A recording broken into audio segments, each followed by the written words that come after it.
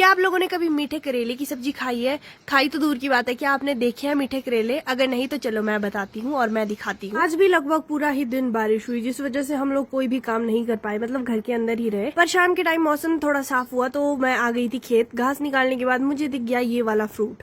अगर आपको पता है ये क्या है मुझे कमेंट करके जरूर बताना। ये हमारे घर के सामने ही लगा है और ये पीला हो गया है तो शायद ये पक गया है, अदरवाइज ये ऐसे हरे होते हैं। तो मैं भी आ गई इसको लेके मम्मी जी के पास और मम्मी जी को बोला इसकी अनबॉक्सिंग करो। मैं इसको पहली बार ही खा रही हूँ और इसका कवर निकालने के बाद देखो ये थोड़ा ज्यादा ही पक गया है। इसके 4 पीसेस करने के बाद जैसे ही मैंने ये थोड़ा सा खाया तो सच बताऊं मुझे पहले तो इसके स्वाद का पता ही नहीं चल रहा था। स्वाद वाइज ये थोड़ा खट्टा जैसा है, थोड़ा अजीब जैसा है, पर ठीक है, उतना भी बुरा नहीं है। ये खाने के बाद चल पड़े हम लोग खेत की तरफ। तो आज मैं आपको बताऊंगी हमारे पहाड़ों की एक बहुत ही ज्यादा पसंदीदा सब्जी। शायद आपने ये सब्जी नहीं खाई हो, अगर आप पहाड़ों से नहीं हो। खाई कि आपने मेरे हिसाब से तो देखी भी नहीं होगी। मैंने बहुत सारी वीडियो में मीठे करेले का जिक्र किया है, तो आज हम लोग इस मीठे करेले की ही सब्जी बनाएंगे। आज मैं बहुत ज्यादा खुश हूँ क्योंकि इस साल की हमारी पहली करेले की सब्जी आज बन रही है। वैसे तो हर साल इस टाइम को बहुत सारे करेले लग जाते थे, बट इस बार पता नहीं बारिश की वजह से ये सब कुछ हो रहा है। बहुत ही कम करेले लगे हैं, वो भी बिल्कुल टॉप की बेलों पे। तो मैं भी ज्यादा देरी ना करती हुई सीधी चढ़ गई इस पेड़ पे, क्योंकि सबसे ज्यादा करेले इसी पेड़ पे लगे हैं। ये काम भी जितना इजी दिखने में लग रहा है उतना बिल्कुल भी नहीं है। करेले की बेलें बहुत आगे आगे गई है और मेरे आसपास बिल्कुल छोटे छोटे करेले हैं, तो मुझे बहुत ही स्ट्रगल करना पड़ रहा है इन बड़े बड़े करेलों को निकालने के लिए। मैं यहाँ के करेले निकालती हूँ। आप मुझे कमेंट करके बताओ क्या आपने भी करेले की सब्जी खाई है? अगर नहीं खाई है तो इन दिनों जरूर हिमाचल को आओ, इस टाइम बहुत सारे मीठे करेले मिलेंगे। आप बहुत सारी मेहनत करने के बाद सिर्फ इतने करी करेले निकले और साथ में मिली मुझे ये खीरा, तो मैं इसको भी ले आई क्योंकि ये पेड़ के बिल्कुल टॉप पे लगी थी और दिन हम लोग इतने टॉप पे जाने की कष्ट नहीं करेंगे।